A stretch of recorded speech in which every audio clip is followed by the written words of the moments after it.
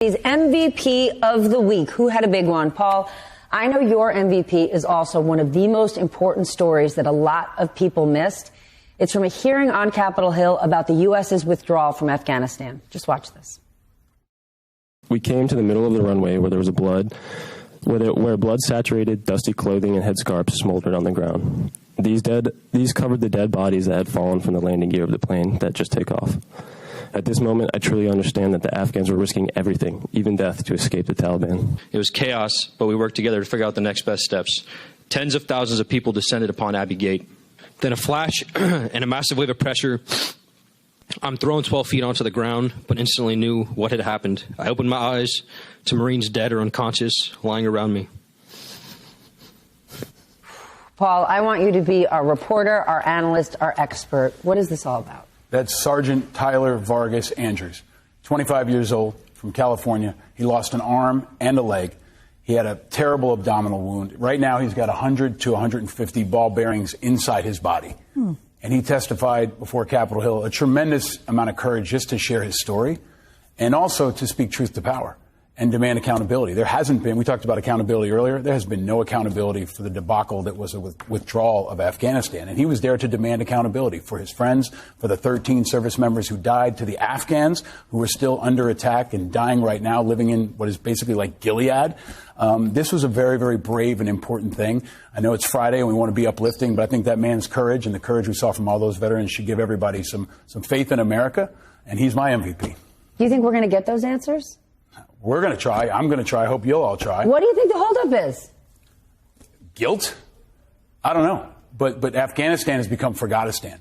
Nobody wants to talk about it. Nobody wants accountability. Right now, women can't go to school. Our friends and allies have been left to die, and veterans are facing this moral injury. I call it America's great betrayal of Afghanistan, and that's what it is, and it continues to be compounded by every day we don't address it. Oof. David? My MVP also was on Capitol Hill this week. It's Jay Powell, the chair of the Fed. And there are very few people that are going, in 2023, there's not that many people out there who are going, Jay Powell, he's my boy. No, and I think that's the point. I mean, I'm not saying he deserves it for how the economy is doing right now, but he's doing as much as he can. That's evident as he went on the Hill this week, talked to the Senate and the House. He's trying to get us out of this mess. It's not an enviable job. This is like the MVP for thanklessness, I think, for the job that he had. Why? What specifically? He went, it was a hearing, he did his job. What's so special about what he did? It gets to what you're saying, which is I think that people in this country feel like the economy isn't working for them. Things are very difficult. Inflation isn't going away. Prices are still very high. And he has to make the case that the Fed, with the tools it has, is going to be able to fix that.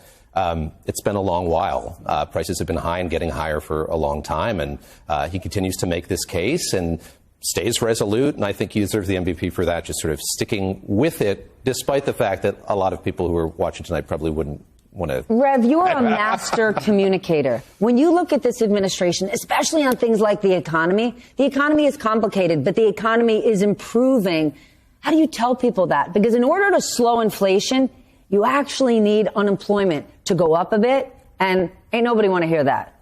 No, it's very difficult to communicate with people unless you have that kind of skill. And Joe Biden is not an orator, but his gift is that he talks to people in a way people feel that he feels them.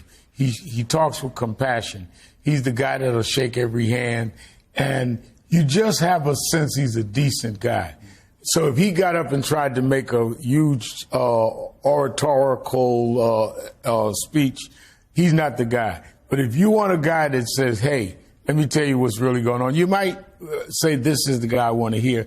And he has made some progress. But, David, I watched Elizabeth Warren kind of grill Jay Powell, saying, are you saying you want 2 million Americans to lose their jobs? Well, nobody watching wants that. Nobody wants that for the American people. But Jay Powell can't control that. Jay Powell can't control corporate greed. No, but she's channeling what I think a lot of people think, which is, why are you saying that you have to lay off all these people to fight high inflation? He continues to make the case that having high inflation is worse for us long term, for the economy right now and long term, to have it persistent.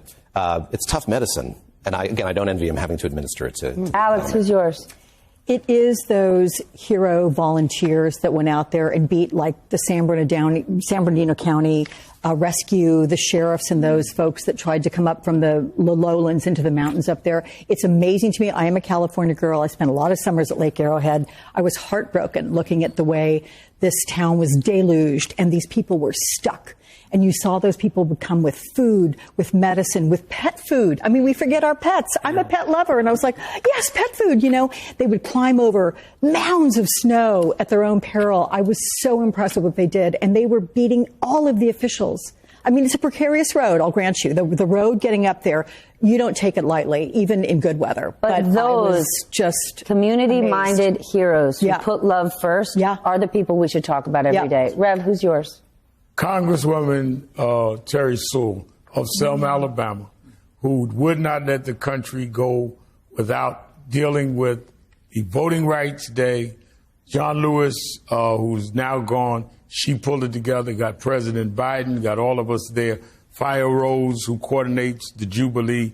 Those two women would be my MVPs. I took two from them because they had thousands of people came to Selma, Alabama, and a lot of people thought after John Lewis we'd forget, and we didn't. And to get the president to come and march across that bridge, the only sitting president has done it twice, Obama, now him.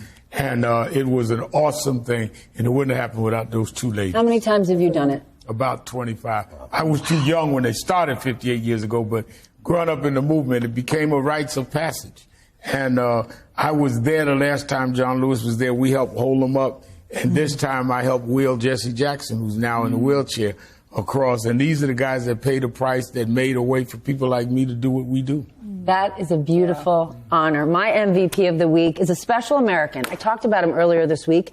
His name's Michael Cleveland. You might not ever have heard of him, but you're going to now. He was born blind and mostly deaf, and he is now one of the most famous fiddlers on the planet.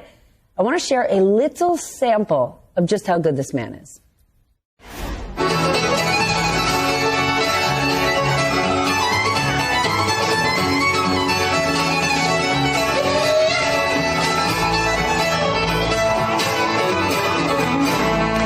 Yeah. All right, and here's a very, very fun fact for you. Our David Gura, part of our nightcap tonight, has seen him perform in person. And I don't know if you know this about David. He himself is a superstar fiddler. I thank you all for watching, and David is going to play us off the air tonight. Mr. Gura? I'm no Michael Cleveland. Maestro.